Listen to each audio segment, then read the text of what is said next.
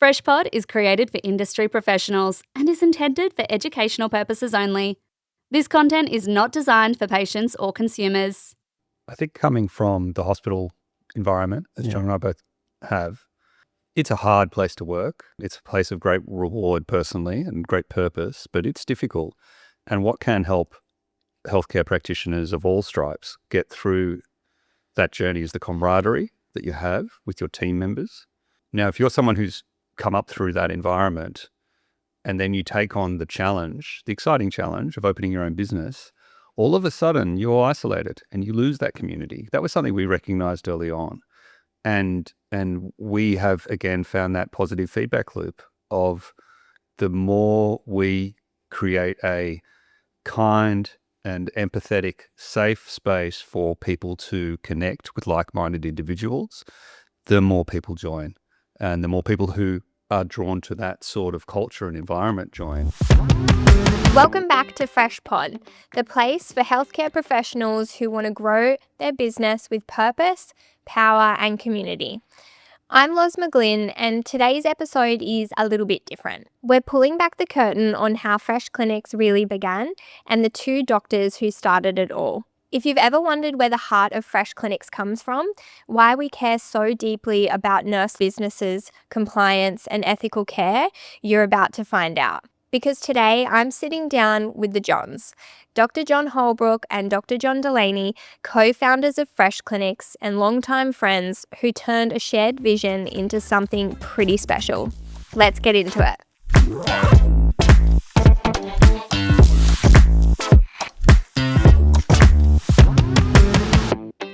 Doctor, we're going to say JDJH. Great. Welcome to your podcast. Today we're talking about you guys and the founding of Fresh Clinics. Where were you both in your careers when the idea of Fresh first started? It's a bit fuzzy. I don't recall. Nothing is ever, there's really a point at which things happen. John and I, we were together in medical school. We were interns together. We were residents together. So like the fuzziness happened somewhere in there, I think. Would be, I'm not sure if there's a moment in time as such, but I think we were both entrepreneurial in a sense, and I think that entrepreneurism is being an optimizer and being a problem solver. And some people will work in the hospital for long hours as interns. That's necessary sometimes, but often if you can find efficiencies, if you can solve problems in a better way, you can get your work done in a more efficient manner. And both John and I had families, we had kids at home. And so we had to be creative and solve problems. And we were doing that a lot together. And we found that we had a shared capability for that and also a shared appetite for it. We enjoyed doing it. And so we started thinking, well, what other problems could be solved? And is it possible to solve problems outside the hospital system where there's disconnects in healthcare and the software is often run by non-healthcare practitioners and so on? Was there an avenue for us to explore there? And it's a little bit of a revisionist history to describe it in a really linear sense. We sort of felt our way, fumbling around in a dark room for a long time, but constantly solving problems and being focused on optimizing whatever problem we saw incrementally. And that building still happens today. Every day where John and I are faced with problems and we solve them together, and still enjoy the way, I still enjoy the way John thinks about a problem and he thinks about it in a slightly different way to me, which means we generally arrive somewhere in the middle is where we need to land. And we love the hospital, but it was not the right, the hospitals are incredible machines, but it's not an easy solve, and so it's certainly not a place it wasn't a place for us to start to try and solve. They're incredibly complex machines is what they are, and they're places of miracles and incredible things happen there. But so I think for us to try and solve at that scale would have never not been reasonable, but we solved at a smaller scale, and then that's continued to grow. And we both kept working as doctors for the majority, I mean, we still work as doctors, but in traditional healthcare environments, we were still working part-time or greater than for a long time during the gestation of health and its growth. And I was still a GP 20 hours a week when Fresh had 50 employees, and trying to double hat that. So the beginning and the growth of Fresh is blended very much in our traditional medicine healthcare careers. Now we're pursuing healthcare, but in a different format. Which like not a lot of people necessarily know that was the like early stages of Fresh clinics. Yeah. And I know that you guys say there wasn't like it's like a bit blurry, this is back in 2018. Yeah. But do you remember there being like a catalyst as to what made you decide aesthetics in particular, or that made you go, we're just going to do this? I was in aesthetics, and we didn't have to deal with Medicare, and you didn't have to deal with insurance companies. So like you've now just removed humongous amounts of complexity from the equation. So, it was a space that I was already involved in, and then you remove some complexity. So that's, I think, a lot of it is. John and I started a business before Fresh Clinics called Delbrooks, which sold, Designed to fail. Which sold hair treatments for hair rejuvenation, because we knew that the main treatments that are sold in the big commercial hair rejuvenation providers who make a lot of money, they advertise at halftime of the grand final kind of stuff. The main ingredients that give them this sort of statistics where they can say 99% success rate and all that sort of stuff, that's just medicine that you can get from a doctor, and anyone can get it and buy it from a pharmacy, and you don't need to pay these companies all that money. So there was a gap there, right? We thought, well, why don't we get involved in that? We knew that we'd fail at that, but we wanted to get our feet wet, so to speak, in business, and we were uninitiated in that whole space. We're clinicians and didn't know an e-commerce site from anything else, and we had no concept of marketing. In fact, we did no marketing at all. We sort of just started a website and expected the phone to start ringing, which it didn't. But we learned a lot, and that was the first foray. So it wasn't cosmetics directly initially, but then with John's exposure and with our shared appetite to start solving problems, that was a space where we thought we can probably solve some problems quickly. And there was this positive feedback loop that started where we started solving problems, and the people in the industry, particularly good healthcare practitioners, good quality clinicians, saw that we were solving it in a way that reflected our high quality clinical training and our high standards for clinical integrity, and they were drawn to us in a way that was really encouraging to us. Hey, we're onto something here. We're solving problems that people want solved. And that, again, that's a lesson we try to carry with us today, right? Solve the problems people want solved, do it in a way that you're proud of, and you'll draw the right people to yourself. And when you say, like, you talk about solving problems and looking at the industry, the aesthetic industry, when you guys were first sort of diving into it, what were those problems, and like what did you see in the industry that you guys wanted to do differently? It's in a lot of ways, it's no different from today. It's a question of,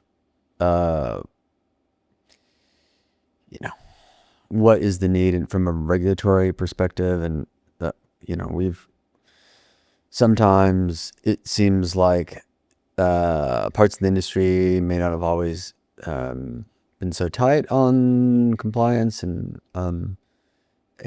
other parts have been, certainly, but we wanted to solve for that and make complying with the regulations and doing the right thing easy.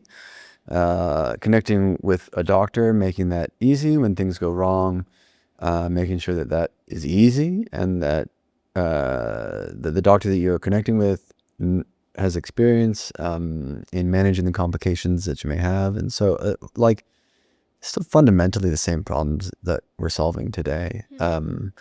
It's really one of practicing good medicine and having access to the doctors that do that, and then staying afloat of the regulations and making sure that we abide by those. because ultimately it's kind of what, is a requirement of what defines the space that we work in. And we see ourselves continuing to grow this hybrid healthcare channel, which means that there's a huge supply of healthcare practitioners who wish to provide healthcare to their communities, but they need embedded in their workflows, they need technology that helps them to be compliant, and they need medical oversight when it's appropriate, delivered in a scaled fashion. Doctors are highly credentialed and highly expensive labor units, if you want to put it into that kind of framework. So there is a growth restraint on getting healthcare out to the population but that bottlenecks around the doctor. How can we use the hybrid resources available to us with technology, in the modern age we live in? How can we combine those things to ensure that people in all sorts of communities and really diverse populations can access a whole range of healthcare supply that isn't curtailed by whether or not they live close to a doctor who knows about that particular thing? So we can start to connect intelligence and expertise with hands-on healthcare practitioners in your community. And that's the beauty of hybrid care. I think it takes the best of both of those elements and prioritizes patient safety and in-person contact with rapid access to the best professional in the market that can give you the advice you need at that time. One of the things that I think was really evident from the moment, like Fresh's inception, was like this sense of community, whether it be 5 members, 10 members, and now, thousands of members. But not only the members within Fresh, but I think you could say, the partners that connect with Fresh from a supplier perspective, and much so for the internal employees that are now over 150 and in multiple countries as well. Why do you think that community has been such a bedrock of Fresh clinics, and what do you think has made that so special? There's a little bit of irony that John and I created a community, in that it's something that we're really proud of, that something that we really love, and some of it I think is just like we all get to work together and we get to choose how we work, and in some ways it is a choice to decide with whom you're going to work, and we just would rather work with people that we find pleasant. And life is short, and eventually we all die. You might as well spend it with people that are like pleasant, that and in an environment that's pleasant, in a collaborative environment as well. I mean, I don't mean to be down about that, but the other thing is, I think John spoke a bit to the fact that we just like solving problems. We like building things, is the truth, right? Like that's where we enjoy investing our time, is in creating things. And so in some ways that creation of the community and the support of that community is an extension of that desire that we have to build things. I enjoy building software. It's hard, and so is community, but like it's something that we enjoy, and it's something that we get to build, and hopefully is positive not only in our own lives but in the lives of others. Yeah, I think those are all really great points. I think coming from the hospital environment, as John and I both have, it's a hard place to work. It's a place of great reward personally and great purpose, but it's difficult. And what can help healthcare practitioners of all stripes get through that journey is the camaraderie that you have with your team members. Now, if you're someone who's come up through that environment, and then you take on the challenge, the exciting challenge of opening your own business, all of a sudden you're isolated and you lose that community. That was something we recognized early on. And we have, again, found that positive feedback loop of the more we create a kind and empathetic, safe space for people to connect with like-minded individuals, the more people join. And the more people who are drawn to that sort of culture and environment join. And for us, there's always going to be detractors, but what makes me feel inspired by our community is the sort of support that I see when a new member joins, and potentially they don't know much about the space, and maybe they're asking a few noob questions. It's historically those sorts of environments have been hostile and antagonistic, and what really fills my cup is seeing the support wrap around those people, offers of mentorship, straight and compassionate answers to questions. That sort of stuff's just awesome. And for me, seeing that flourish without direct governorship it speaks a lot to the membership, the quality of humans that are part of our membership, and that stay with us for the long term. That's what we want to continue to foster and embrace. At Fresh Clinics, we've grown from a fresh idea into a dynamic ecosystem, supporting healthcare practitioners with clinical compliance, business tools, ongoing education, and an empowering community. Whether you're just starting out or scaling up, we're here to help you grow with integrity and with impact. Learn more about our story and our services by looking up Fresh Clinics. When we think about the first couple of years of Fresh Clinics and it continuing to evolve, and you guys learn from like a business perspective, more members are coming on board. JH, at what point did you feel like what we're doing is working? It's like pretty early. Yeah. Where I was like, oh, if I just answer the phone and be nice, then it should all go okay. And then more people, consult with you. And so it was early on, like you realize early on, like, oh, I think what we're doing is working, actually. Yeah.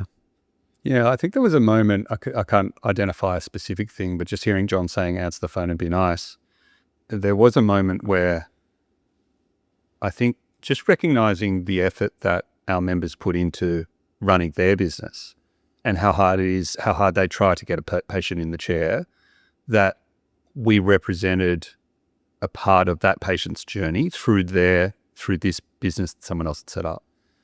So while they still are our patients and we're the doctor maintaining care of that patient, how we showed up and how we made that patient feel reflected on that nurse's business or that member's business. And so recognizing that and acknowledging the service element to it, and acknowledging that if we're providing a service where they know consistently when they connect with our doctors through our software, their patient is going to have a good experience. That, for me, was a really important lesson for us along the way. And we talk about it, sort of things were going well and working, but there are a lot, like we talk with members all the time about them as business owners. There's so many hats to wear, much to be true for you guys as well. So in the early days, what were some of the challenges that you guys sort of came up against? Oh, John, do you want to go first on this one? I don't mean to not give a reply, but they're very similar problems that we face today. They're just bigger problems today. But it's fundamentally the same thing. Is how do you make sure that the service that you're providing is a good service? How do you make sure that it's safe for the patients, that when things go wrong, that support exists? How do you make sure that the system works, that there's somebody to answer the phone when it needs to? How do you make sure that you're abiding by the regulations as you understand them? How do you, all of those things? I think it's we enjoy solving problems, and it's just like John sometimes describes running the business as like an ever-evolving puzzle, that like you solve the puzzle and then it changes, and then you have to solve the puzzle again and then it changes. And that's always been true. It just sometimes it's harder to solve, or it's a bit, and other times it's more fun, but ultimately, like, it's a puzzle, and if you approach it that way, and then you just keep solving. But that's true everywhere in life. It's true in medicine, in the hospital. The puzzle is, what are the variables in that puzzle? It's the system that is the hospital, and the patient that's in front of you, and the resources you have, and your own knowledge and capabilities, and then you just got to solve it. So it's just never ends. Just bigger. Yeah, bigger, and you can very invested in what you've built, and ensuring like I still, above all else, the thing that matters most to me is the thing that has always mattered most to me, which is, are patients safe? Are they having good outcomes? When things go wrong, is somebody looking after them, right? Like that still is priority number one for me. It always has been. It always will be, right? And so how do you make, as the variables change, how do you ensure that that continues to be true? Yeah.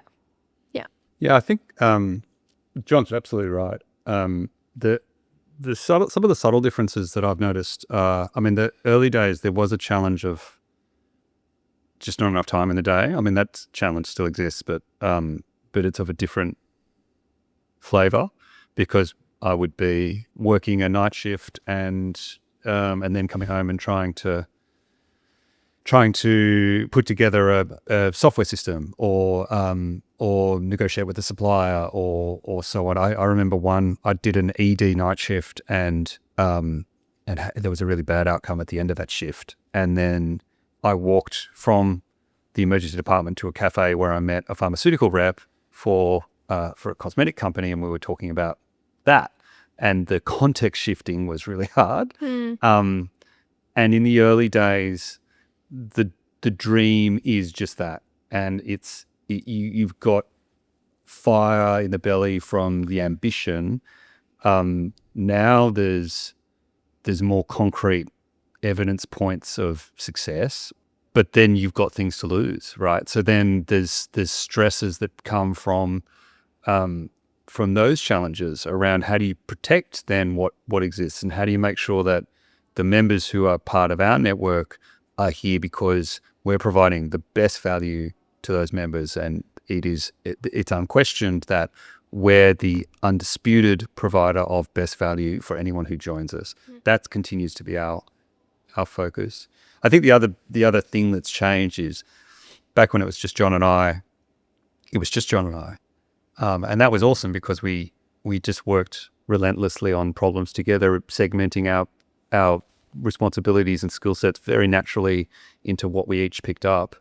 Now there's, as you mentioned, Loz, there's 150 people in the organization. That means leadership has become a much bigger part of what we do. Having people aligned on where we want to go as an organization, and because it's a larger organization, that means it's more powerful to get things done. But if you want to change direction of where that's going, that's a much bigger job.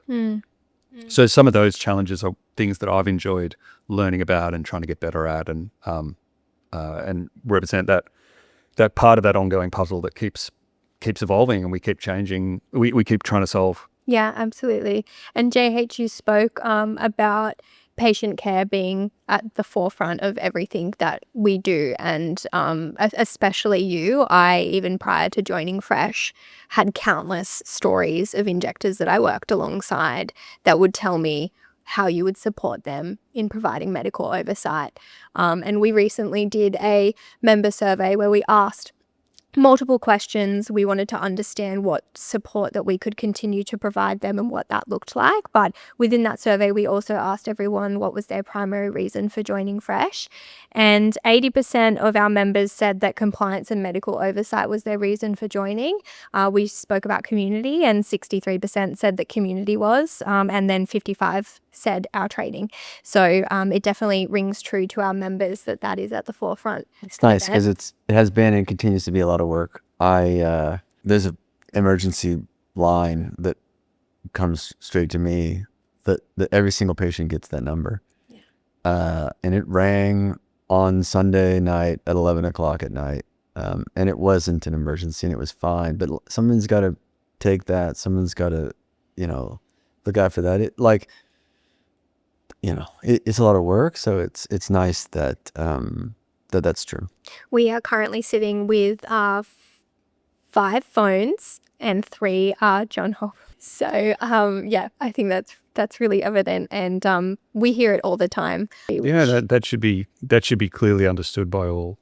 John's relentless pursuit of patient outcomes is something that's admirable, and there's countless stories that John's too modest to share, and I won't share now, but of support of patients that aren't his from other areas of the industry that John just takes on and supports, and a large part of our success is due to that engine that keeps him running, that allows so many patients to be managed safely.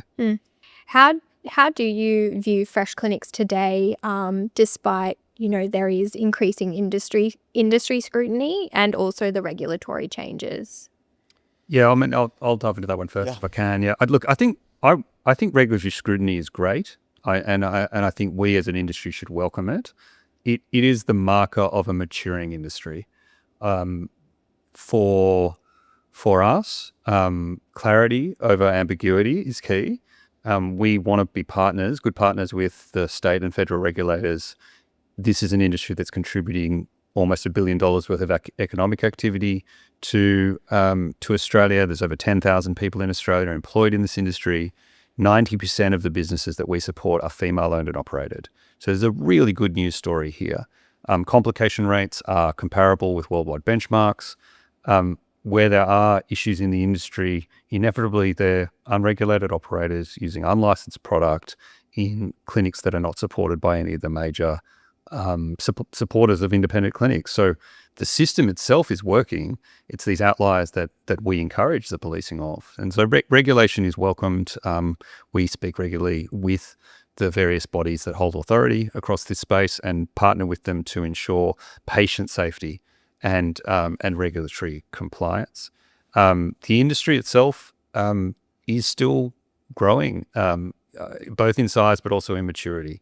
I think we should be continuously setting ourselves the highest standards. This is elective care, so the highest standards apply of clinical integrity, of patient safety, and of course regulatory compliance.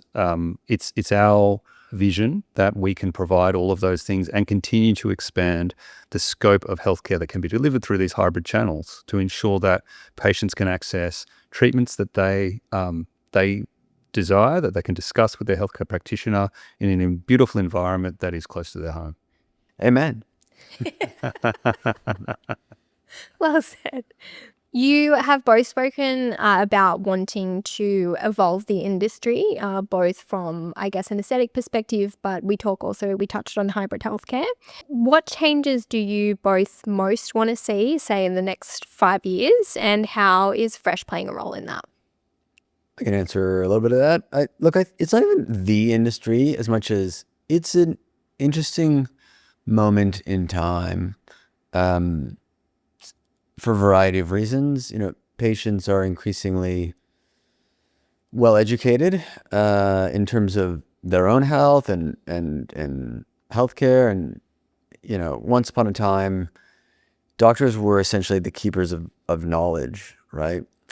That's still true, and there's a tremendous amount of knowledge that sits inside the heads of doctors.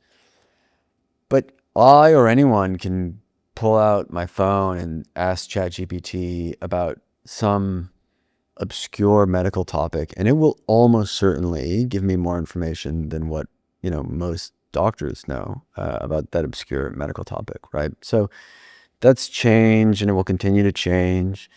The way that we practice medicine has changed. I mean, a lot of that was during COVID. Essentially, overnight, the world decided that it was okay to practice medicine via telehealth. Some of that's on the phone, some of that's with video conferencing.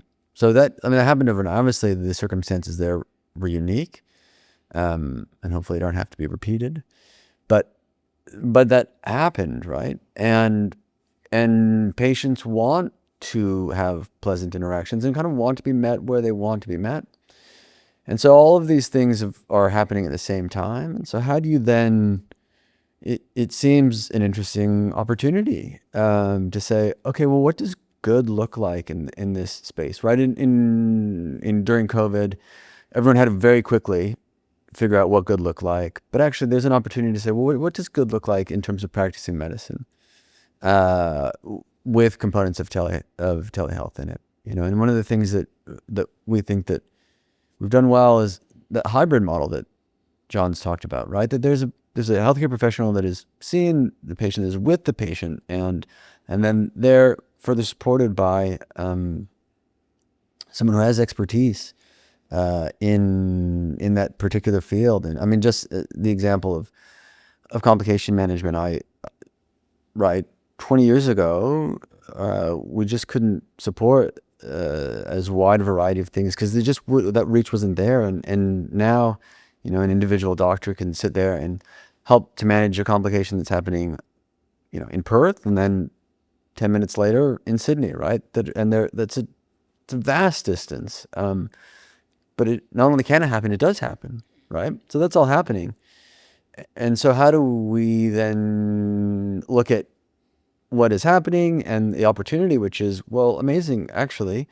We have trained healthcare professionals that are seeing patients and they're seeing them in person.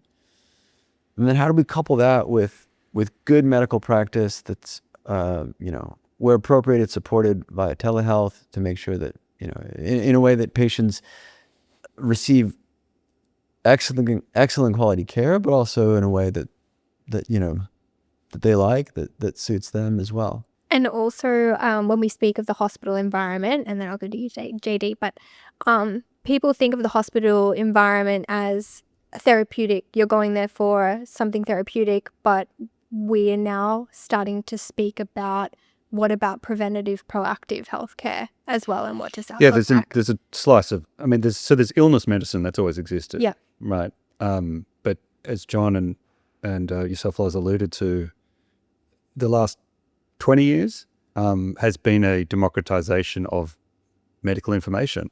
And that still is, it's not even by any means, but also someone can come in and see a doctor now and they might have, ChatGPT, etc. They might have listened to a podcast or many from the world's preeminent expert in, menopause, perimenopause care, right, for example.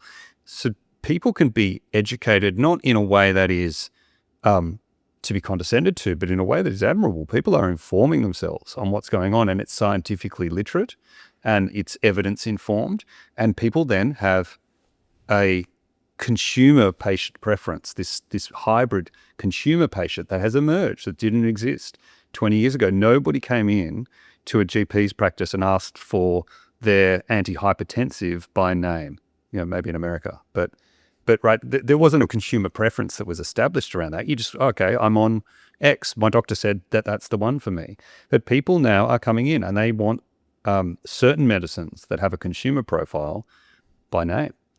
Now, that slice of this proactive healthcare market, whatever we want to call it, that is currently being run by non-clinicians because healthcare practitioners, in their justifiable conservatism and maintenance of patient standards, have not wanted to embrace this model, this channel. But the challenge with that is the patient population, patient citizenry, are flooding into it and want to access healthcare through that. And the issue with doctors not embracing it as leaders is they're going to be co-opted into it as labor units. And that's happening at the moment, right? And we see that through, not to name names, but there are big companies that get set up and they get a doctor and they put the doctor in as a cog in the machine. And if that doctor doesn't do what that doctor is told to do, then they'll be replaced. For John and I think clinical leadership is critical in this area of healthcare delivery. And unless some doctors, maybe us, but maybe others, hopefully others, take control of the direction of this slice of healthcare delivery, we will be doing the public a disservice.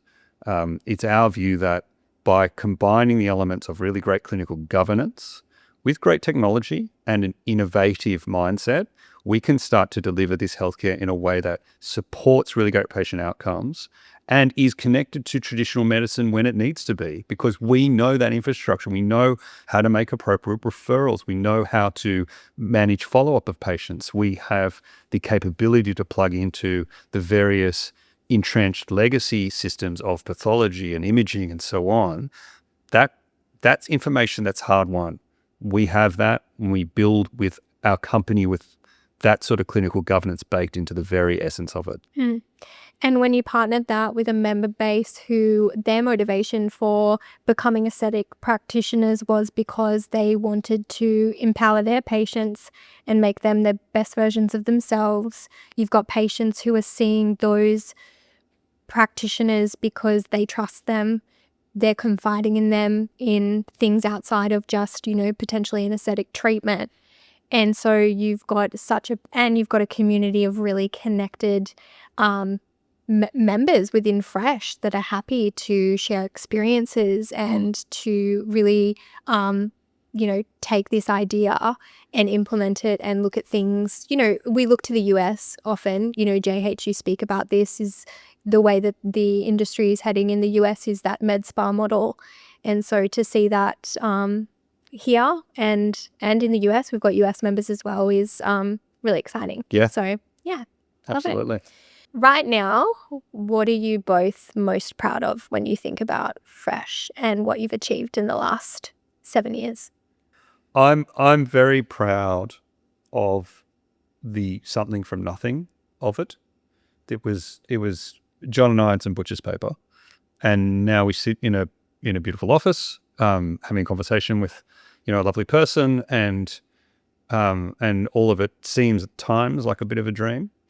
I'm also very proud that John and I have remained very good friends and very good working partners, because you hear many stories of that not being true. And there's something about us being through the crucible of internship and residency together that meant we actually got to know each other in a high pressure environment.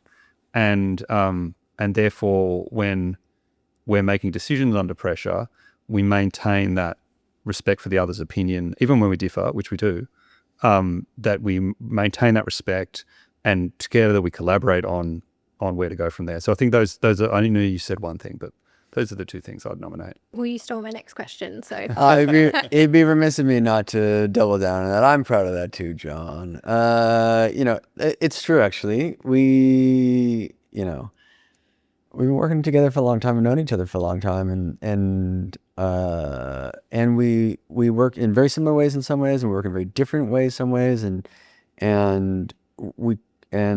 as needed we correct each other. And now I should note that mostly that correction comes from John to me, because I'm usually the one that needs to be corrected, I'm afraid. But that correction, I mean, I certainly take that well. I think I do. Is there's